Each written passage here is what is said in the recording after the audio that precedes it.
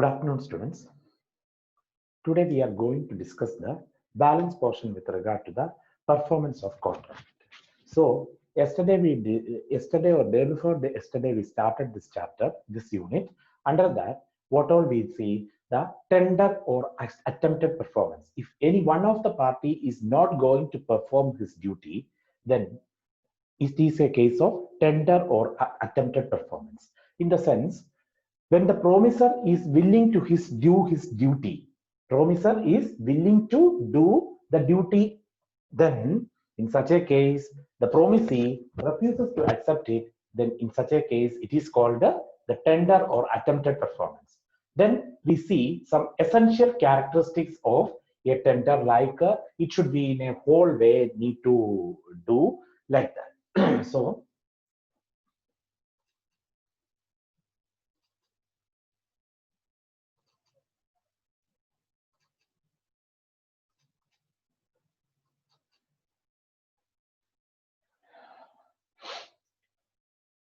So, like unconditional, then it must be made then there should be the proper time and place should be mentioned there, and also reasonable opportunity to be provided to whom these need to accept it. These need to inspect and satisfy that the other party performed the duty in the correct way and like that. And also it should be authorized to a particular person, like that it is there. So these are the essentials of a valid tender or a essentials of a valid tender or a attempted performance. Then we see what who shall perform the contract, either the promisor or any third party or any legal representative or acting as an agent for the promisor. Then these people can perform as per the willingness of the promisor, or as per his consent. Promisor ആരാണോ അയാളുടെ കൺസെന്റിനനുസരിച്ചായിരിക്കണം എന്ത് he or she should do the duty. That we see in the previous class. Then the time and place of performance, where need to perform the thing. So there are some as per the Contract Act, there are some clauses for this case. When the promisee is not willing to do the duty in the sense no application is to be forwarded or no place is to be mentioned, then the promisor himself mentioned some date, and within that date he need to do that duty. That is the first clause. Another clause is no application is to be forwarded while the date and place is to be mentioned, then they need to finish that task within that particular time period at the same place itself. That is another case. Then the third clause is what? Place, application and the time also all are mentioned. Then in such a case, the promisee itself do his willingness to do that duty, or promisee itself willing to perform the duty while he made the application move forwarded, as well as not only the application, the date is also to be mentioned, the time to where this thing is to be happening. So that is the case. And the fourth is what? Fourth case is place of a performance where neither the application is required nor a place for the performance fixed. അത് തീരുമാനിച്ചിട്ടില്ല എങ്കിൽ, അതായത് place fix ചെയ്യുന്നത് അതല്ലെങ്കിൽ place തീരുമാനിച്ചിട്ടില്ല, അല്ലെ application move forward ചെയ്തിട്ടില്ല എങ്കിൽ, in such a case the promisor inform the promisee to do the act. അതായത് within a certain place need to select it, and within that place they need to finish the task. And finally, performance as prescribed by the promisee. Promisee പറയുന്ന പോലെ performance need to perform. പിന്നെ നമ്മൾ കണ്ടു ഇത് who shall perform the contract എന്നുള്ളതാണ്. Then പിന്നെ കാണുന്നത് devolution of a joint right. എന്താണ് ഒരു devolution of a joint right എന്ന് പറയുന്നത്? അതായത് to share among the partners എന്നുള്ളതാണ്. So two or more persons may jointly hold the rights and liability. In such a case, it is called the devolution of what? The joint rights or liability. അപ്പൊ എന്താണ് devolution of joint liability? Passing over from one person to another the rights or the duties, or the liabilities. അവകാശങ്ങള് അല്ലെ ബാധ്യതകള് എന്തെല്ലാം ഉണ്ടെങ്കിൽ that all should be transferred from exchanged from one person to another. That is the which one devolution of a joint liability. When two or more persons make a joint promise, they are known as joint promisor. രണ്ടോ അതിൽ കൂടുതലോ ആൾക്കാര് ഒരു joint promise നടത്തുകയാണെങ്കിൽ it is called a joint promisor. They are called a joint promisor. Then some rules relating to joint promisors are joint performance by all the promisor. എല്ലാരും എന്ത് ചെയ്യുന്നു perform ചെയ്യുന്നു. Joint promisors by all the performers or the promisers. When two or more persons have made a joint promise, all of them must jointly fulfill the promise. എല്ലാരും അവരുടെ part clear ആയിരിക്കണം.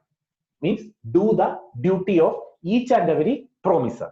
If any of the joint promisor dies, the legal representative of that person should do the duty.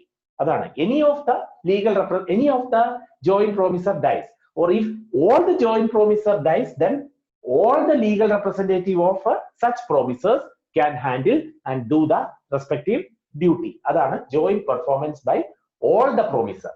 While the next is what? Joint promisor may be compelled to perform. So all of the promisers should compel, or any person can compel to perform the duty. Adana orkanada. So when two or more persons make a joint promise and there is no express contract to the contrary, the promisee may compel any one of the joint promisor, push cheyyuka, pressure kodukkuka, okay, any one of the joint promisor to perform the whole act. ഇത് മൊത്തമായിട്ട് promise നടത്താൻ വേണ്ടിയിട്ട് അവർക്ക് pressure കൊടുക്കുന്നു, അല്ലെ compelling the other person by the promisee. അതാണ് second case പറയുന്നത്. For example നമ്മൾ കണ്ടു, effect of this rule is that among the joint promises the liability created is joint and several. A, B and C jointly promise to pay D rupees 3,000. D may compel either A or B or C to pay him 3,000. D can may compelling C to get that money, or compelling B to get that money, or compelling A to get that money. Any of the one can, so the other party can compel the joint promisor, any of the joint promisor to get any act or any duty, or to do the duty, to perform the duty. Adana orkandathu. So that is the second point. Joint promisers may compel to perform, may be compelled to perform. Next,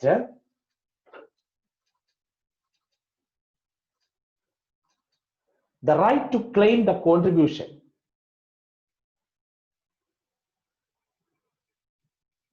So the right to claim the contribution.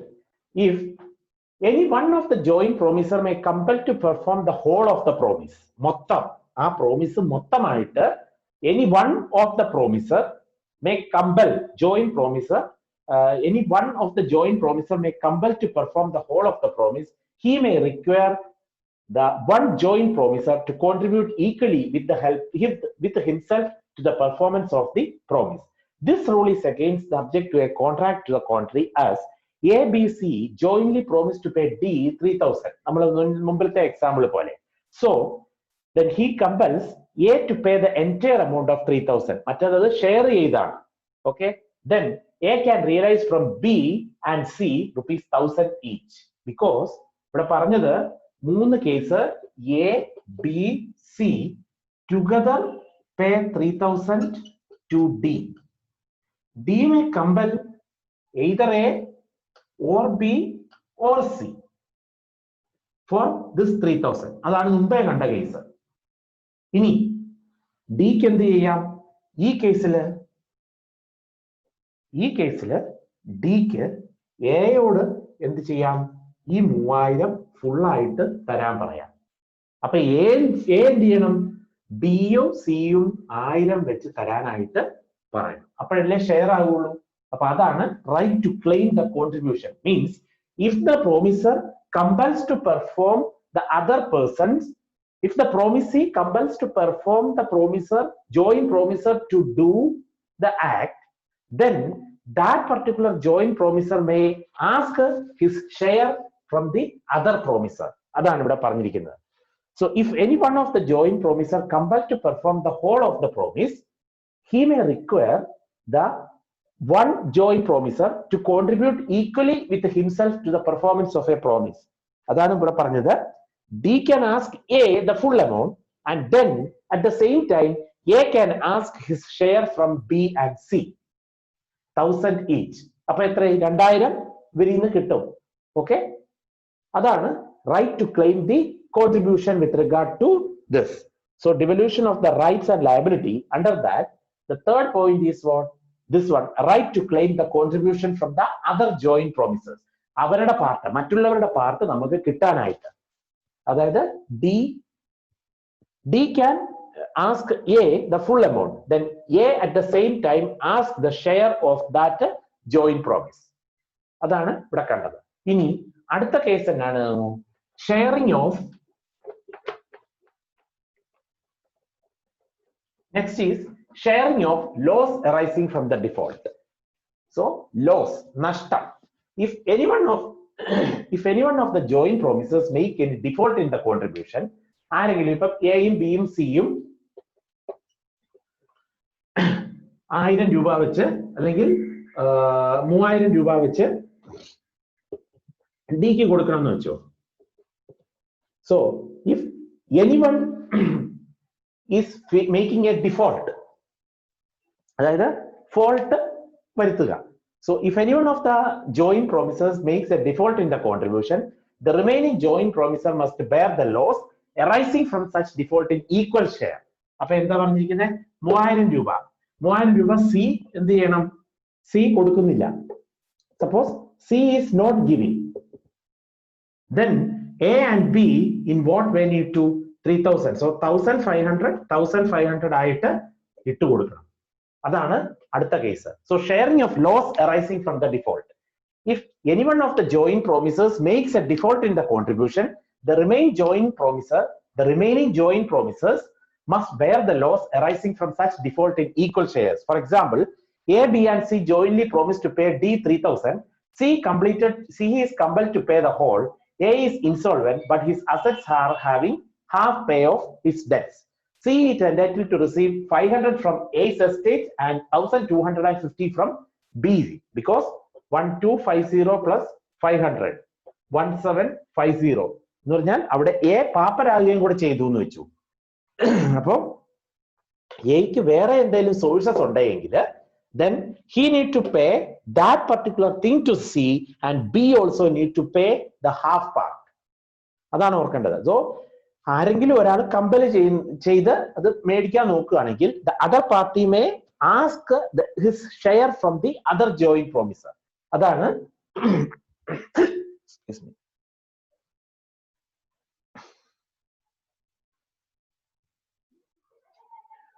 So sharing of loss arising from the default. അപ്പൊ ഇവിടെ നിങ്ങൾ കണ്ടു D എയും ബിയും സിയും 3000 രൂപ കൊടുക്കേണ്ട കേസിൽ സി എന്ത് ചെയ്തു? ഡിഫോൾട്ടായി, അല്ലെങ്കിൽ സി ഒന്നെങ്കിൽ ഡി കമ്പൽ ചെയ്യുകയാണ് സിയിലൊന്ന്. സോ ഈ എക്സാമ്പിളിൽ തന്നെ എങ്ങനെ? C jointly promise to pay D the sum of 3000. C is compel to pay the whole. D സിയോട് പറയാണ് എനിക്ക് ഫുൾ എമൗണ്ട് നിന്നിൽ നിന്ന് തന്നെ കിട്ടും. സോ എ ഇൻസോൾവെന്റും ആയി. അപ്പൊ എന്ത് ചെയ്യുന്നു? അസറ്റ്സ് ഉണ്ട്, half to pay off his debts. Assets എടുത്ത് half to pay off the debts of the C, and also then C is entitled to receive 1000 ആയിരുന്നു അല്ലെ, 3000 1000 വെച്ച്. അപ്പൊ എന്താ? എയിന്ന് പകുതി കിട്ടും 500, ബാക്കി ഏതിന്ന് കിട്ടും? ബിന്ന്. അപ്പൊ അങ്ങനെ ആ ഷെയർ ഇതാക്കി. So that is the case with regard to this sharing of losses arising from the default. So that is the next case. Then release of a joint promiser. അപ്പം ഇതിന് തൊട്ട് മുന്നേ കണ്ട എന്താണെന്ന് വെച്ചാൽ നഷ്ടം മറ്റുള്ള രീതിയുമായിട്ട് കോമ്പൻസേറ്റ് ചെയ്ത് പോകുന്ന കേസാണ് കണ്ടത്. ഇനി release of a joint promisor. A release by the promisee of any of the joint promisors does not discharge the other joint promisors from the liability. The released joint promisor continues to be liable to the other joint promisor. അപ്പം ഒരാളെ ഒഴിവാക്കുന്നില്ല അവിടെ. കാര്യം a release by the promisee of any of the joint promisor. ഒരു promisee പറഞ്ഞ് ഏതെങ്കിലും joint പ്രോമിസേഴ്സിനെ മാറ്റുന്നില്ല. കാര്യം എന്താ? All should be liable to pay back the particular amount എന്നുള്ളതാണ്. So these are the cases with regard to who is liable for whom എന്നുള്ള ഇത്. So that is devolution of the rights or liabilities. അപ്പൊ അതാണ് ഒന്നുകൂടെ നമുക്ക് നോക്കാം. Joint performance by all the promisor. എല്ലാ പ്രോമിസറും കൂടെ ഒരേ രീതിയിൽ പെർഫോം ചെയ്യുന്നു അവരവരുടെ ഡ്യൂട്ടീസ്. ഇപ്പൊ 3 പ്രോമിസർ ഉണ്ടെങ്കിൽ 3 പേരും ഒരുപോലെ പെർഫോം ചെയ്യും. രണ്ടാമത്തെ case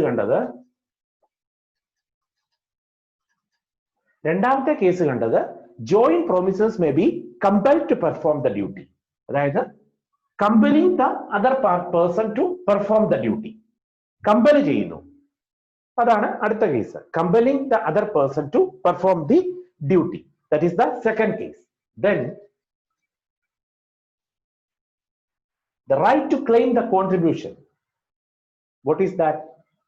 The right to claim the contribution. Any one of the performance, any one of the joint promisor is asking, or any one of the promisee need to ask any one of the joint promisor the entire amount. Then he has the right to ask this from the his share from the joint promisor. For example, A, B, C need to pay D 3,000 each, or 3,000 rupees to D, and D is asking that from A. Then A need to ask to B and C his share of contribution. Adana right to claim the contribution. Pinne sharing of loss arising from the default. Loss അതായത് നഷ്ടം ഉണ്ടാകുന്നത് അത് മറ്റു joint പ്രോമിസറിൽ നിന്നും കൂടെ ചോദിക്കുന്നു. അതാണ്. അപ്പൊ അതിനൊരു എക്സാമ്പിൾ പറയുകയാണെങ്കിൽ C becomes insolvent, അല്ലെങ്കിൽ A becomes insolvent. A, B, C need to pay 3,000 to ആർക്കാണ്? D. D can ask C as compelling to ask from C the entire amount. Then C may ask to A and B his share. But one case is that A becomes insolvent and he has no amount in paying the duties or paying the liability. So in such a case, C can ask B the entire amount either, or need to take it from the A's asset. അതാണ് ഒരു case ഉള്ളത്. പിന്നെ release of a joint promisor. അപ്പൊ അതിനകത്ത് എന്താ പറയുന്നത്? A release by the promisee of any of the joint promisor does not discharge the other joint promisors from liability. ബാധ്യതയെന്ന് ഒഴിവാകുകയില്ല. He should be liable to the one of the joint promisor. ആർക്കെങ്കിലും ഒരാൾക്കായിട്ട്. അപ്പൊ ഇവിടെ തന്നെ നോക്കിയേ, C becomes liable to, അല്ലെങ്കിൽ A and B are liable to pay to C the entire amount or his share, because C fully paid to the promisee. അപ്പൊ അതാണ്. These are the points with regard to which one? These are the points with regard to who can perform the duty, as well as what is the devolution, means passing of the rights, passing the rights of doing things to another person. അതാണ് ഇവിടെ കണ്ടത്. Next is devolution of the joint rights. Where a promise has been made by several persons jointly, then unless a contrary intention appears from the contract, that the right to claim the performance rests with all of them. എല്ലാവർക്കും അതിനൊരു ഇതുണ്ട്, ഇന്ന duty ചെയ്യണം എന്ന്. On the death of one of the joint promisers, the right rests with the representative of the deceased promisee jointly with the survivors. എല്ലാവരുടെയും കൂടെ നിന്നുകൊണ്ട് വേണം ആര് ചെയ്യാൻ? The legal representative or legal heirs of that particular promisee. Then on the death of all the promisee, it rests with the legal representative of all the joint promisees. അതായത് എല്ലാ പ്രോമിസറും അല്ലെ എല്ലാ പ്രോമിസിയും മരിച്ചു പോയെന്ന് വെച്ചു. Then അപ്പൊ എന്താ കേസ് ഇത് ചെയ്യേണ്ടത്? Legal heirs of all the joint promisee need to be take care. For example, B and C jointly lend ₹5,000 to A, who promises B and jointly to repay the sum with the interest on a specified day. About B and C jointly lend 5,000 to A. So to A, B and C given jointly 5,000 rupees. So who promises B and jointly to repay the sum with the interest. പലിശ സഹിതം തിരിച്ചു കൊടുക്കാവുന്ന ഏൽക്കുകയും ചെയ്തു. Then on a specified day, B dies. The right to claim the performance rests with B's representative with C during C's liable, and after the death of C with the representative of B and C jointly. അപ്പം അതാ പറഞ്ഞത് ബിയുടെ ബിയും സിയും കൂടെ എക്ക് എത്രയാണ് 5,000 rupees കൊടുക്കാവുന്ന A2 with interest, together interest, it can be repaid on a specified day. Then before that day B dies, then the legal representative of B together with together with C do the duty. In case of C dies also, then the legal representative of B and C jointly given their duties. That is, എന്താണ് തിരിച്ച് കൊടുക്കും എന്നുള്ള ആ ഒരു ഇത്. So that is the case with regard to devolution of joint rights. B and C, once again, B and C jointly lend rupees 5,000 to A, who promises the B and jointly to repay that sum with interest on a specified day. So therefore the B dies and the right to claim the performance rests with the B's representative because B is no more. So legal heirs or legal representative of B with the C can use this. So during C's death, and in case of C also die, and during C's liability, C കൊടുത്ത് തീർക്കേണ്ട case ആവും പിന്നീട്. അപ്പൊ എന്ത് ചെയ്യുന്നു? The legal representative of B with the C can together pay back. Clear? And after the death of C, then legal representative of both the people should jointly entertain this thing. So this is the case of devolution of joint rights.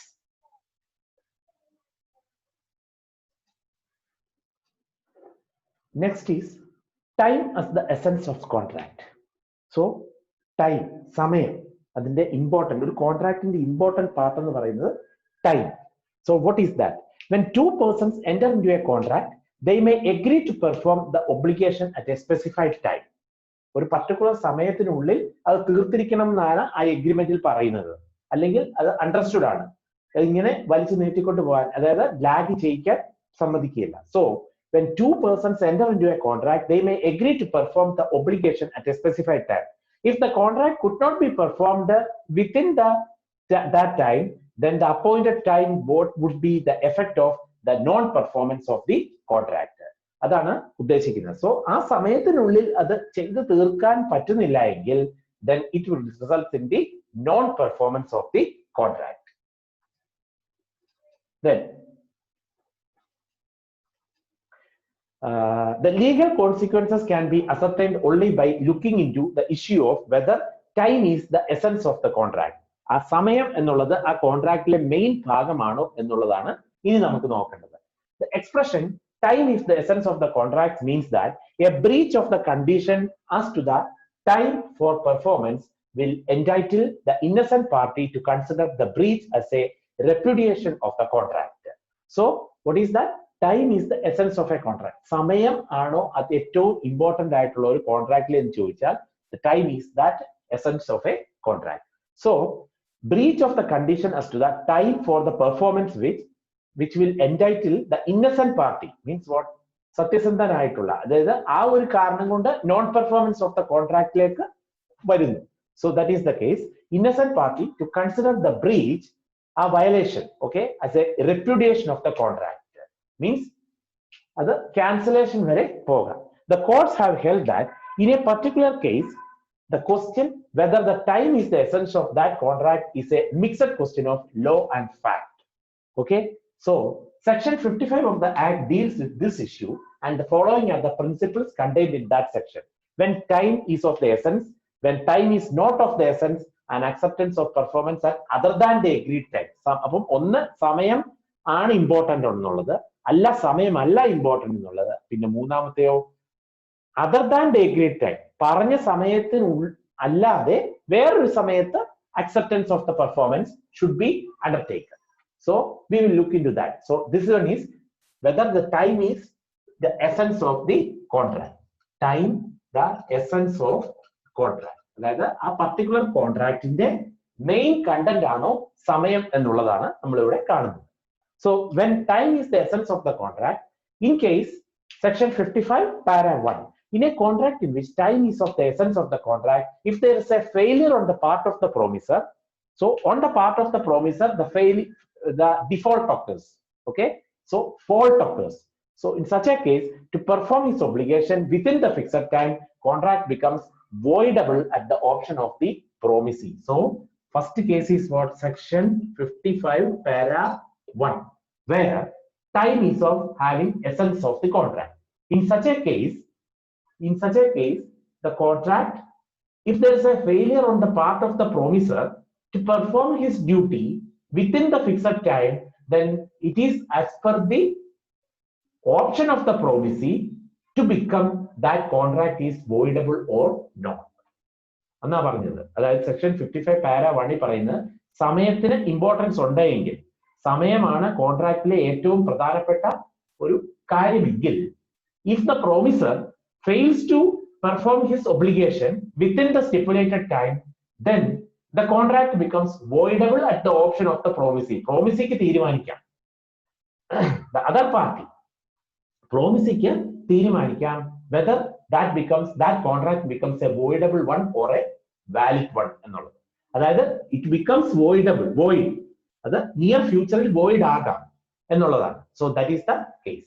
So that is why section 55 para 1 notifies that when time is the essence of a contract, time and essence of a contract. So that is the first case. When second one, time is not of the essence of a contract. Allah ennullathu. When time is not of the essence of a contract and the promiser fails to perform it within the stipulated time period, promisee is not entitled to avoid such contract. But if the failure on the part of the promiser has caused any loss to him, he can claim compensation for the same also. So if the time is not of an essence of the contract, first case is time is an essence of the contract, section 55 para 1 defines this one. Then if the promiser fails to do the obligation within the stipulated time period, it is at the option of the promisee whether that contract becomes a voidable one or a valid one. It is as per the jurisdiction, or it is as per the will of the promisee. While the second case, time is not of the essence of the contract. In such a case, what is that? Promiser fails to perform within the stipulated time period, promisee is not entitled to avoid the contract. But based on the default of the promiser, it will cause any losses to the promisee, then the promisee can sue against the promiser. That is another point. അതായത് promiser അങ്ങനെ ചെയ്യാതിരിക്കുന്നതുകൊണ്ട് promisee-ക്ക് എന്തെങ്കിലും നഷ്ടം ഉണ്ടാകുകയാണെങ്കിൽ, then the promisee can claim compensation from the promiser. അതാണ് അതിനകത്തെ ഒരു close. Section 55 ഇതിനെക്കുറിച്ച് പറയുന്നില്ല, സെക്ഷനെ കുറിച്ച് പറയുന്നില്ല. സോ സെക്ഷൻ 55 പാര 1 ആണ് എന്ത്? Time is an essence of the contract. If time is not an essence of the contract, that is the second case, where if the promiser fails to do the obligation within the stipulated time, then the promisee is not entitled to cancel such contract or avoid such contract. Either case, the promisee, under the option of the promisee, only he can become that contract become a voidable one. In the second case, promisee ഇതിനനുസരിച്ചാണ്, അതായത് the promisee is not entitled to cancel that contract. Cancel ചെയ്യുന്നില്ല. പക്ഷേ if any loss occurs due to such non-doing of this one, failure in the part of the promiser, then if any loss occurs, then that the promisee can claim compensation for that from the promiser. That's the second point. Third is what? Acceptance of performance at other than the agreed time. If the promisee accepts the performance at any time other than the agreed, there can be no claim for compensation for any loss arising from the non-performance of the promise at the agreed time. However, he can retain his right to claim the compensation by given a notice to that effect at the time of accepting the performance. അപ്പോൾ ഇവിടെ പറഞ്ഞെന്താണ്? Acceptance of performance. Third one, ഇത് not an essence. ഇനി not at the stipulated time.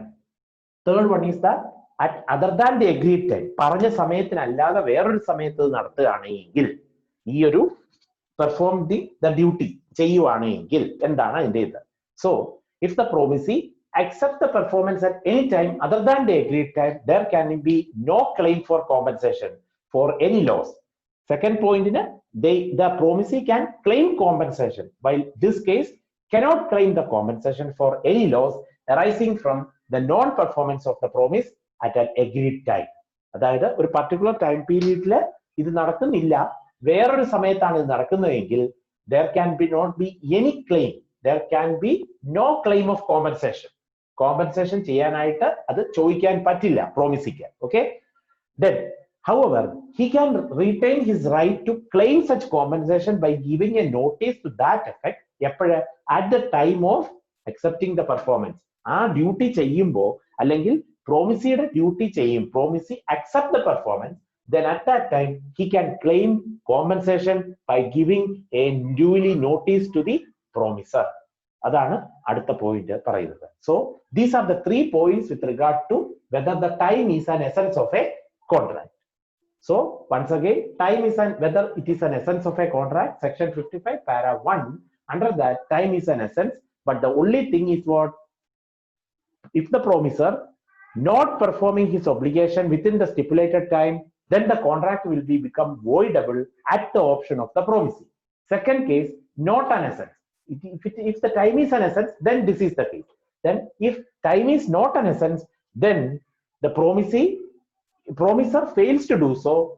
Fails to do so in the sense means fails to do the duty within the stipulated time, fails to do the obligation within the stipulated time, then the promisee is not entitled to avoid such contract, and if the failure on the part of the promiser has caused any loss to the promisee, he can claim compensation for that also.